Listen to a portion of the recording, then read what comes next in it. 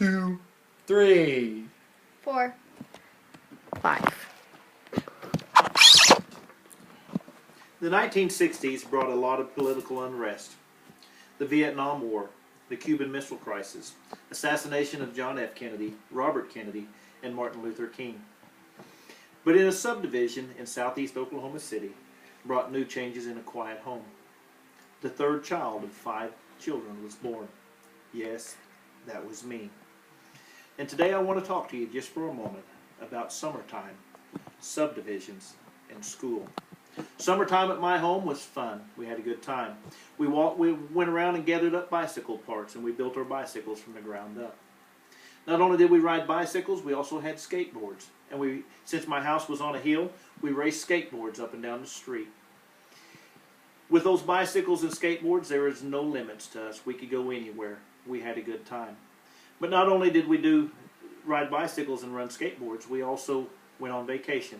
Vacation for us was a wonderful time. We would go to the lake with the family. At the lake, we would spend time fishing and swimming.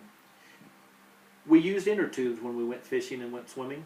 Those inner tubes we used to get in and around the coves so where we can get in and catch fish. We would also use those inner tubes and we'd tie a 14-foot rope to them in a rock and we'd anchor them down out in the middle of the lake. And we'd swim back and forth to those inner tubes. The only way to get to those inner tubes was to swim. If you couldn't swim, you stayed at home with Mom. July was another event that we had. We'd have to go down to my grandfather's for July for peanut harvest. Peanut harvest meant we got up early in the morning. We were taught how to work hard, hoeing peanuts. We'd get up early in the morning, we'd go out and walk up and down the fields to remove the weeds and everything around those peanuts. If we got our chores done, we got to go to the river. Before we went to the river, we would get a net and we would go and seine crawdads out of the ponds. And we'd catch crawdads and run trot lines all night long on the river.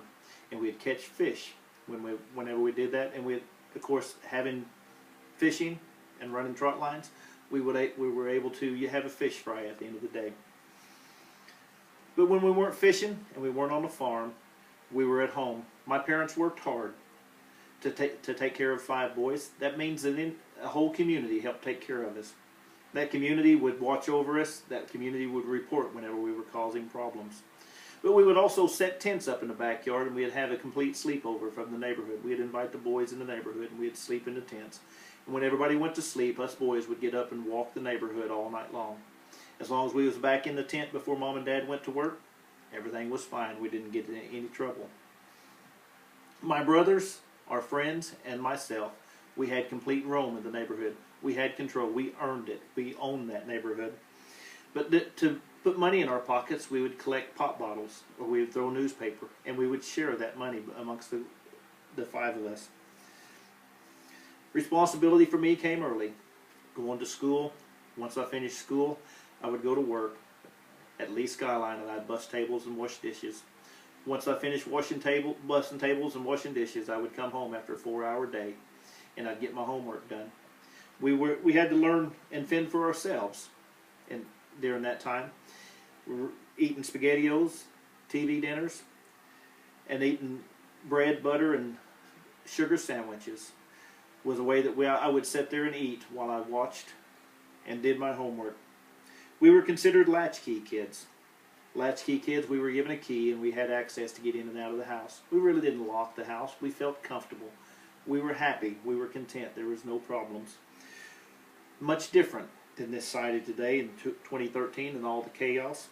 You just had a glimpse of my life in the 1960s and 70s of summertime, subdivisions, and school.